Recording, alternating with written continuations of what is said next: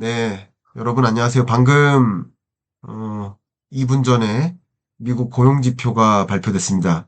실업률 지표, 또 비농업 부문 취업자 증감 지표, 임금 상승률 지표, 3대 미국 고용지표가 발표됐고, 이 고용지표가 어떤 의미를 담고 있는지 즉시 분석할 수 있도록 하겠습니다. 바로 가겠습니다.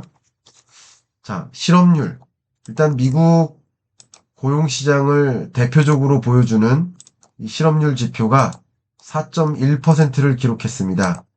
이 4.1% 실업률은요, 보시는 것처럼 4.0% 전월 실업률보다, 직전월 실업률보다 올라갔어요. 그리고 시장의 기대치가 4.0%의 맴돌겠거니 이렇게 생각했는데 어쨌든 전월 실업률보다 올라갔습니다. 물론 4.2%까지 온 건 아니지만 전월보다 올라갔고 시장의 기대보다 올라갔다. 그러면 미국 경기 침체의 사인 아닌가 하는 시장의 우려감은 고조될 수 있겠습니다. 그 다음 일자리 증감인데요. 미국 이 non-farm payrolls 비농업 부문 일자리 이 추이를 볼 때 전월이 12만 5천 명이었었고 이번 달은 15만 1000명이니까 전월보다는 낮지만 시장의 기대치가 15만 3천 명이었거든요. 시장의 기대치 15만 3천 명을 밑도는 추세니까 기대치를 밑돈다 이렇게 해석을 하는 게 더 중요하죠. 그런 관점에서 중의적이긴 해요. 전월보다는 올라갔다. 이건 긍정적이죠. 그러나 시장의 기대치보다는 못 미친다. 이거는 좀 부정적이죠. 긍정과 부정이 섞였지만 기대치에 못 미친다. 이게 더 중요한 사인이라고 저는 생각을 합니다. 왜냐하면 기대치를 반영한 금융시장의 모습이었으니까 기대치에 밑돈다, 실망하는 모습이죠. 그렇게 해석하는 게 더 맞겠다. 그래서 둘 중에 하나를 선택하라? 그러면은 실망한 모습이다. 미국 이러다가 정말 경기 침체 오는 것이 아닌가. 특히 전전월과 전전전월의 어, 비농업 부문 일자리 증가세가 굉장히 견조했기 때문에 그 흐름에 비하면 상당히 노동시장이 냉각되었고 개선이 잘 안 된다 이렇게 해석할 가능성이 높겠다 이렇게 저는 평가를 합니다. 세 번째 임금 상승률인데요. 임금 상승률도 전월 3.9%보다는 4.0%로 상승한 게 맞아요. 그러나 임금 상승률이 4.1% 시장의 기대치에는 못 미치니까 고용시장이 매우 견조하다라고 해석하기는 어려워요. 기대치를 밑도는 고용지표의 발표였다. 고용시장이 좀 부진하다라는 신호고 더군다나 임금 상승률이 또 전월보다 올라갔으니 그럼 물가가 또 안 잡히는 거 아니야? 임금 상승률이 높아지면 그게 서비스 물가에 직접적으로 영향을 줄 수 있다라고 판단하기 때문에 그러면 물가는 스티키하게 잘 안 잡히는 모습이고 경기능은 고용시장은 좀 악화됐으니 그게 결국 스태그플레이션에 대한 공포감을 가질 수 있게 하는 그런 지표의 발표였다. 이렇게 해석을 합니다. 이건 해석이죠. 스태그플레이션에 부합하는가? 정의상 스태그플레이션 맞는가? 스태그플레이션 오는가? 하는 질문에 대한 답변과 지금 이 지표를 받아든 투자자들이 스태그플레이션 올 것 같아 라고 공포감을 느끼는 것과는 다른 겁니다. 금융시장에서 오늘 발표된 이 지표만으로는 스태그플레이션 걱정했는데 걱정한 대로 정말 스태그플레이션 오는가 보다 걱정을 더 못 받듯이 아마 스태그플레이션 오지 않겠어? 예를 들어 70% 확률로 오지 않겠어? 라고 투자자들이 고민을 해왔었다면 이 지표를 보고 70%가 아니라 75% 확률이네 이렇게 생각할 가능성이 높은 거예요. 그런데 이 투자자의 심리죠. 심리는 그러하고 실제 스태그플레이션 오는가? 라는 그 질문에 대해서는 저는 아직까지는 스태그플레이션이라고 판단하기 어렵다라고 의견을 드립니다. 스태그플레이션에 부합하려면 두 가지 조건이 충족돼야 돼요. 하나가 경기 침체, 두 번째가 하이인플레이션. 근데 물가 상승률은 아직 목표하는 수준에 도달하지 않았으니까 인플레이션이 안 잡힌 건 맞아요. 근데 미국 경제가 실로 경기 침체 상황에 놓였나? 라는 것은 다릅니다. 경기 침체라는 공포감은 있는 거 맞죠? 물가가 안 잡힌 채 경기 침체에 진입한다. 이건 스태그플레이션 맞죠? 그러나 정말 경기 침체 오는가? 라는 질문에 대해서는 답변하기 어렵다. 다만 오늘 발표된 지표만으로는 스태그플레이션에 대한 공포감이 점증되는 게 사실이다. 이렇게 평가를 합니다. 그러면 실제 미국 경제를 진단해 봐야 될 텐데 그 진단하는 거 그리고 어떤 공포감이 현재 투자자들을 많이 사로잡고 있는지 살펴보도록 하겠습니다. 거시경제 판단을 좀 해보도록 하겠습니다. 일단 4분기 잠정치 기준으로는 미국 경제가 23년에도 고성장, 2.8% 고성장, 그죠? 24년에도 2.9% 고성장, 굉장히 탄탄한 경제의 흐름을 보여왔습니다. 그리고 1.4, 3.0, 3.1, 2.3이면 굉장히 좋은 겁니다. 그러니까 1.4%만 쭉 유지해도 미국 경제로서는 충분히 괜찮다고 평가할 수 있겠습니다. 그런데 이렇게 매 분기 성장률이 정말 놀라울 만큼 높게 나왔었던 거예요. 근데 문제는 25년 1분기죠. 지금 1분기 중에 2달이 지났잖아요. 지금 3월 달이니까요. 그러면 25년 1분기에 대한 평가는 어떨까? 말씀을 드리는데 바로 어제 미국에서 연준에서 베이지북을 발표했습니다. 이 베이지북이 뭐냐면 미국 경기진단 보고서예요. 1년에 8번 발표합니다. 매월은 아닙니다. 근데 어제 발표됐습니다. 여기서 불확실성이라는 uncertainty라는 이게 표지고요. 베이지북 표지고 이게 요약본인데 전체적으로 쭉 들여다보면 uncertainty, uncertain하다, 불확실하다, uncertainty, 불확실성 이런 표현들이 45번이나 반복됐습니다. 그만큼 종전에 비하면 점점 불확실해졌다라고 평가하고 있는 모습인 거예요. 누가? 연준이요. 연준이 미국 경제를 그렇게 평가하고 있는 거예요. 마치 한국은행이 한국 경제를 평가하듯이 이렇게 평가하는 겁니다. 그리고 이 베이지북에 관세라는 단어도 45번이나 나오는데 지난 1월 베이지북, 이건 2월 베이지북이에요. 2월 베이지북이니까 3월 초에 나오는 거예요.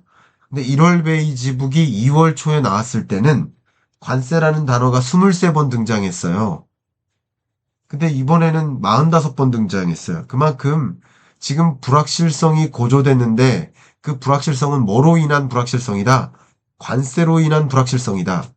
이게 뭐 미국 경제를 위한 거 아니냐 뭐라고 하지만 어쨌든 미국 국민들도 굉장히 불안하고 트럼프의 이런 행보에 50% 이상이 반대하고 있어요. 너무 그냥 이렇게 무분별한 관세 전쟁은 결국 부메랑이 되어서 나에게 돌아온다라고 미국 국민이 우려하고 있어요. 그게 어떻게 영향을 미쳤을까요? 심리적으로 영향을 미쳤겠죠. 심리적으로 어떻게 확인할 수 있나요? 제가 이미 보여드렸지만 심리지표 Consumer Confidence Index 이 confidence 신뢰, 자신감 이런 표현인데 우리는 소비자 신뢰지수 이렇게 표현하는데 저는 굳이 해석하면 자신감이라고 표현하고 싶어요. 소비자의 자신감이니까 소비자의 자신감 혹은 소비자의 시장에 대한 신뢰감이니까 소비자로서 소비할 만한 상황인가 아닌가를 보여주는 거죠. 심리적으로. 예를 들어서 비즈니스 컨피던스 인덱스가 아니고 컨슈머 컨피던스 인덱스니까 그렇게 해석하는 게 맞습니다. 그래서 실적 같은 경우도 1월이 105.3이었는데 100 기준선을 밑돌면서 98.3으로 떨어졌습니다. 또 향후 소비자 신뢰지수의 기대치도 82.2에서 72.9로 그 위험선 80을 밑돌기 시작했고 상당히 급감했습니다. 이 값은.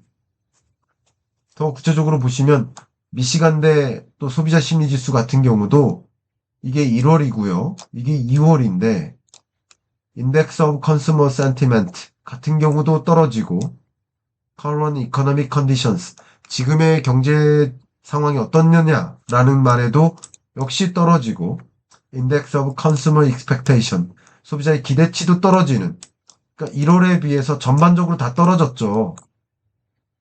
소비자 심리가 안 좋은 겁니다. 역시 컨슈머 컨피던스 인덱스를 추가적으로 보시면 25년 들어서 이렇게 급락하는 걸 확인할 수 있어요. 2번 연속 급락하는. 그러니까 이런 모습이다. 미국 경기에 대한 판단이 안 좋은 것이다. 그럼 이런 것들을 종합적으로 봤을 때 저는 개인적으로 좀 놀란 것은 저는 개인적으로 좀 놀랐습니다. 오늘 이 데이터를 업데이트하면서 말이죠. 제가 매번 경기 판단할 때 보여드리고 있는데 이게 잘못 표시된 건가 하고 제가 누차 확인했습니다. 아틀란타 페드의 GDP 나우 데이터를 보면 아틀란타 페드는 1분기 GDP 성장률을 지금 마이너스 2.4로 전망하고 있습니다. 그러니까 종전 전망치가 3이었어요. 3%였고 또 2.5% 수준으로 전망하다가 갑자기 제로도 아닌 마이너스 성장으로 전망하고 있는 거 갑자기 이렇게 여러 소비자 신뢰 지수나 소매 판매기나 이런 지표들이 안 좋게 발표되다 보니까 적어도 이 아틀란타 페드라는 하나의 굉장히 큰 연방준비은행이 GDP 나우 데이터를 현 시점에 마이너스 2.4%로 전망하고 있는 만큼 굳이 따진다면 제가 보여드렸던 이 그래프에서 아틀란타 페드는 1.4, 3.0, 3.1, 2.3 그리고 마이너스 2.3으로 전망하고 있는 거예요. 극단적으로 낮게 전망한 거예요. 마이너스 2.4죠. 로 전망하고 있는 거예요. 그러니까 굉장히 빠르게 2.3에서 예를 들어서 2.0, 1.5, 1.4, 뭐 0.8도 아니고 갑자기 마이너스 성장, 큰 폭의 마이너스 성장으로 완전히 전환된 채 전망하고 있는 거예요. 아틀란타 페드가. 물론 제가 같이 견주어서 보고 있는데 뉴욕 페드 같은 경우는 뉴욕 페드 스태프 나우캐스트 기준으로 2.9% 이상으로 전망을 하고 있습니다. 2.94%. 그러니까 미국 경제 25년 1분기에도 여전히 탄탄하다. 이렇게 전망하고 있는 모습과는 유독 상반되게 아틀란타 페드가 미국 경제를 부정적으로 더 보고 있는 거예요. 그러니까 물론 조금 더 뉴욕 페드는 뉴욕을 조금 더 아틀란타 페드는 아틀란타 경제 상황을 보여주고는 있겠지만 물론 그러나 이런 미국 경기 판단은 좀 심각한 것이다. 뭐 저의 추가적인 여담을 드린다면 이건 지금 팩트를 보여드렸던 거고 여담은 왜 이렇게 차이가 날까? 상대적으로 아틀란타 같은 경우 이 조지아주 같은 경우 미국으로의 공장 이전이 가장 많이 일어나는 지역 중에 하나입니다. SK 배터리 온 공장, SK 온 배터리 공장도 거기 건설하고요. 또 LG전자 공장, 또 현대 기아 자동차, 뭐 많은 공장들, 우리 한국 기업들의 공장도 그쪽에 많이 입지해 있는 것처럼 조금 더 무역 전쟁을 통한 무역 정책의 불확실성에 더 좌불안석인 상황인 것 같다라고 저는 평가를 합니다. 조금 더 걱정을 많이 한다. 근데 조금이라 하더라도 너무 극명한 차이기 때문에 참 이 지표가 뭐를 의미하는지를 더 들여다봐야 될 상황이긴 합니다만 현재로서는 미국 경기 상황을 그렇게 좋지 못하게 전망한다. 근데 그게 맞을까? 여러 지표를 고루 본다면 제조업 지표도 전월보다는 떨어졌어요. 그러니까 이런 것들이 부정적인 하나의 나름 피크를 찍고 이제 내려막길 아닌가 하고 전망한다면 조금 더 부정적으로 전망할 수 있겠고 이렇게 정점을 찍고 떨어졌지만 여전히 50이라는 기준선을 상회하는 수준의 제조업 경기야 라고 판단하는 경우라고 한다면 마이너스로 전망하지 않을 수도 있겠죠. 그런 것들도 차이가 아닌가 생각을 하고요. 제조업 지표 말고 서비스업 지표 같은 경우도 25년 1월보다 오히려 올라갔어요. 25년 2월에는. 그리고 50이라는 기준선을 우회한 지 지금 8개월 연속입니다. 그러니까 이런 수준이니까 미국 경제가 어렵다, 부진하다라고 평가하긴 아직은 어렵지만 전반적으로 어디에 더 주안점을 두느냐에 따라서 미국 경기 판단에는 좀 차이가 있어 보인다.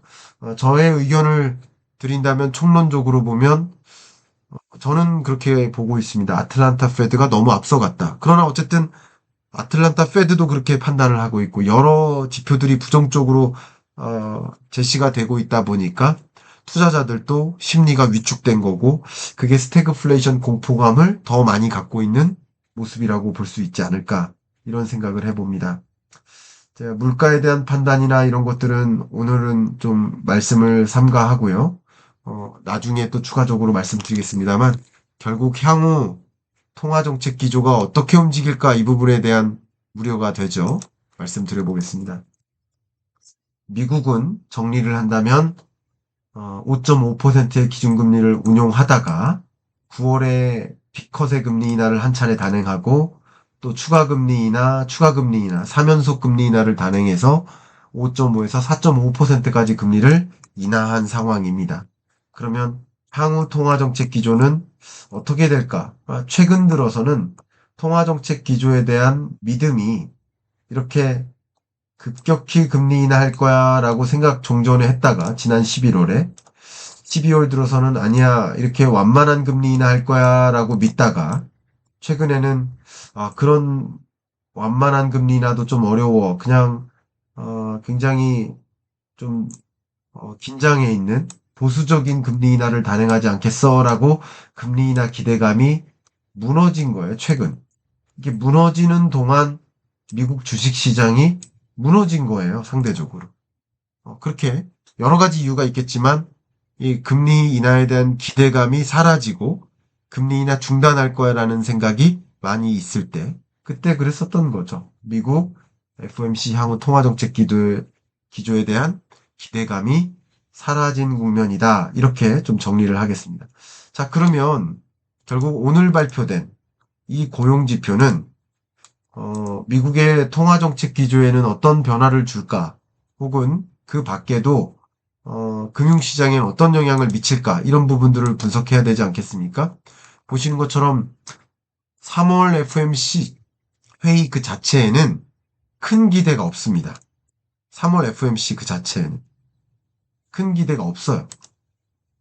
금리 100% 동결할 거야 이런 믿음을 갖고 있는 거예요. 왜냐하면 연준 위원들이 또 기자회견이나 여러 자리를 통해서 당분간은 지켜봐야 된다는 3월, 4월, 5월, 6월 정도까지는 상반기까지는 관세를 올린 이후 물가를 다시 자극할지 여부를 지켜봐야 된다는 스탠스를 계속 유지하고 있기 때문에 3월 금리 결정에는 큰 변화를 안 줍니다. 그런데 중요한 것은 금융시장이죠. 금융시장 입장에서 한번 말씀을 드려보면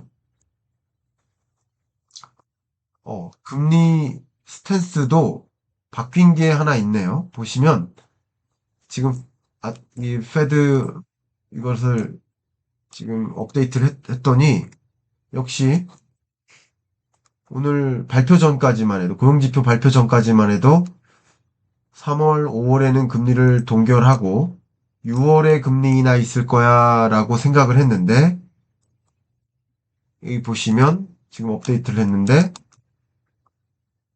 그 기대감이 5월 금리 인하 할 거야 금리 인하 기대감이 앞당겨졌어요. 5월에 인하하고 7월에 인하하고 그리고 10월에 인하할 거야. 그러니까 지금으로부터 세 차례 금리 인하할 거야. 세 차례 금리 인하에 대한 기대는 같은데 6월 금리 인하 기대감이 아니라 5월 금리 인하 기대감으로 앞당겨진 거죠. 자, 이 부분은 시장에 긍정적으로 작용할 거라고 생각합니다. 이 일정 부분. 금리 인하 기대감을 끌어올리긴 할 거야.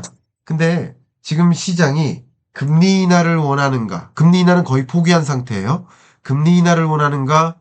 스태그플레이션이나 경기 침체는 안 왔으면 좋겠다라는 마음일까? 그 둘 중에 하나를 고른다면 조금 더 스태그플레이션에 대한 공포감이나 경기 침체에 대한 공포감을 좀 안 줬으면 좋겠다 하는 기대가 있었을 거예요. 그러니까 당연히 이런 현상은 미국 경기를 좀 부정적으로 전망하게 만들고 이것은 결과적으로는 국채 금리를 크게 떨어뜨리는 영향을 미치지 않을까 이런 생각을 해봅니다. 제가 10년물 국채 금리 추이를 업데이트하고 있는데 한번 보겠습니다. 실제 그런지. 네, 실제 그렇게 작용하죠. 방금 22시 30분에 고용지표가 발표된 이래로 국채금리가 급락했네요. 실제 급락해서 4.228 미국 10년물 국채금리가 4.228로 급락했음을 여러분 눈으로 확인하실 수 있죠? 네, 이렇게 발표된 이후로 급락했습니다. 발표되기 전부터 그랬는데 지금 급락했다가 시간이 갈수록 더 하락하는 모습, 그만큼 미국 경기에 대한 신뢰감이 좀 무너지는 모습, 실제 경기 침체 오는가라고 질문하신다면 경기 침체로 보진 않는다. 저는. 근데 시장은 그렇게 경기 침체로 받아들이고 있다라는 것이죠. 역시 달러 인덱스도 떨어졌을 거라고 생각하는데 보겠습니다. 예, 국채 금리가 떨어지는 과정이었죠. 그러니까 당연히 국채 금리가 하락하는 과정에서 달러 인덱스도 떨어질 거라 생각을 했습니다. 역시 떨어지는 모습이죠. 달러 인덱스가. 그래서 강달러 뉴노멀인 건 맞지만 그렇지만 강달러의 다소 약세화가 전개된다라고 그동안 전망 의견을 드려왔잖아요. 그 의견에 부합하는 그런 흐름이 나타나고 있다. 강달러 인덱스가 역시 떨어졌다. 그러니까 강달러의 다소 약세화. 그렇다고 해서 강달러가 약달러가 됐다라는 뜻은 아니에요. 약달러가 될 거라고 전망하지도 않았고요. 강달러 뉴노멀로 전망합니다. 그러나 강달러의 다소 약세화가 전개된다. 라고 드렸었던 의견이 또 한번 확인이 되는 과정이라고 생각합니다. 자, 지금까지 고용지표 발표에 대한 해석, 그리고 경기 판단에 대한 해석 의견 드렸고 그것이 금융시장에 어떤 영향을 미칠까? 금리 인하 기대감을 조금 더 고조시키는 건 맞아요. 경기가 악화되고 고용지표가 안 좋게 나오면 연준으로서는 두 가지 책무, 물가 안정과 고용 안정이 있는데 이 고용 안정을 위해서는 금리 인하가 좀 서둘러 있어야 되는 거 아닌가 하는 생각을 또 추가적으로 갖게 만든 배경이에요. 3월에는 금리 인하 포기했고요. 그렇지만 그 다음에라도 인하 있지 않겠는가 하는 기대감을 고조시킨 건 맞고요. 금리 인하 기대감이 조금 고조됐다라고 평가를 해본다면 그게 국채금리 하락으로 영향을 미치겠고요. 첫 번째. 두 번째는 역시 미국 경기 불안에 대한 스태그플레이션 공포감을 더 가져왔으니까 이 공포감은 결국 국채금리, 미국 거시경제 건전성을 해치는 모습이다라고 평가해 만들겠죠. 역시 이런 것들이 외환시장에 작용하다 보면 강달러의 다소 약세화에 영향을 미치겠죠. 이렇게 해석 의견을 드립니다. 정리를 해보면 일단 향후 통화정책 스케줄상 3월 19일 한국 시간으로는 3월 20일 새벽 4시죠. 저는 그때 역시 즉시 분석해 드리겠습니다만 이 통화정책에 대한 결정은 동결로 거의 확실시 됩니다. 그런데 중요한 것은 여기 점도표를 발표한다는 표시가 있죠. 점도표와 기자회견을 통해서 향후 통화정책 스케줄을 발표할 텐데 뭐 더 지켜보겠다라는 얘기를 할 건지 아니면 뭐 이때쯤에는 뭐 조금 더 서둘러 금리 인하 해야 된다라는 표현을 할 건지 그 여부를 결정짓는 건 다음 주 수요일 날 미국 CPI 물가 발표에 달려 있죠.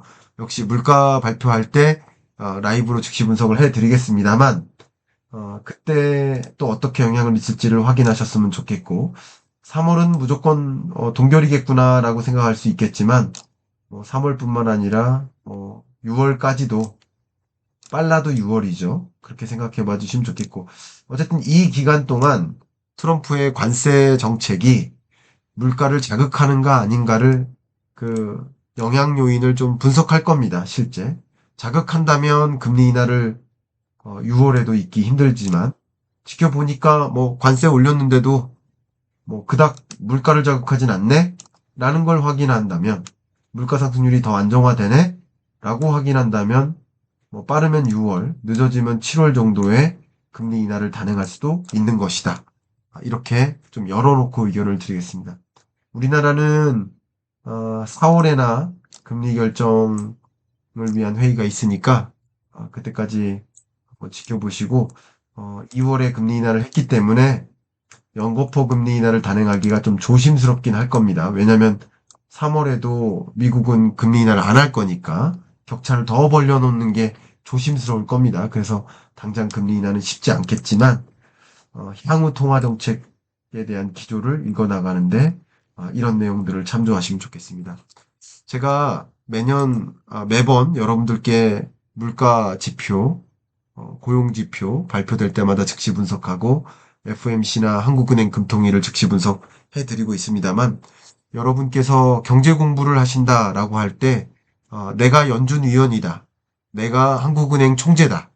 이렇게 가정해 보시고 내가 금리를 결정한다면 지금의 거시경제 상황을 봤을 때 인하하는 게 맞을지 동변하는 게 맞을지를 스스로 한번 판단해 보신다면 어떨까? 그게 경제를 공부하는 굉장히 좋은 여정이라고 저는 생각을 합니다. 근데 오늘 발표된 이 지표만으로는 어쨌든 금리 인하에 대한 시장의 기대감이 고조된 건 사실이지만 당장 금리 인하 해야 된다라는 사인까지는 아니다. 이렇게 총정리해드리면 어떨까요? 두 가지 공지사항이 좀 있습니다. 말씀드리면 당장 3월 9일 내일 모레죠. 일요일 날 세종시에서 무료 특강이 있습니다. 3월 25일 날 부산에서 또 무료 특강이 있고요. 4월 9일 서울에서 또 무료 특강이 있습니다.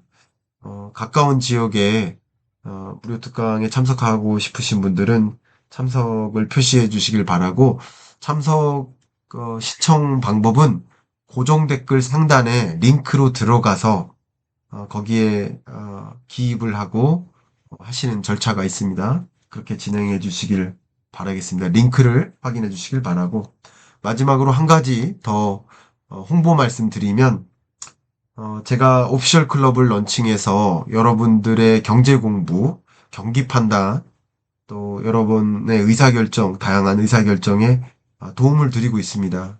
매일 이렇게 유튜브로만 전달할 수 없는 많은 내용들을 매일 여러분과 소통하고 또 매주 여러분과 줌 특강을 통해서 비대면으로 수업을 해드리고 있죠. 질의응답을 다 받아들이고 있죠. 그리고 매월 여러분과 직접 만나서 소통하면서 오프라인 특강을 진행하고 있습니다. 이 오피셜 클럽, 에도 역시 관심이 있으시다 하신 분은 고정 댓글 상단을 좀 확인해서 링크로 안내된 링크로 신청해 주시면 좋겠습니다. 이상으로 공지사항까지 마무리하고요. 이상 녹화 마무리하겠습니다. 이제 라이브 중이니까 질의응답을 받도록 하겠습니다. 감사합니다.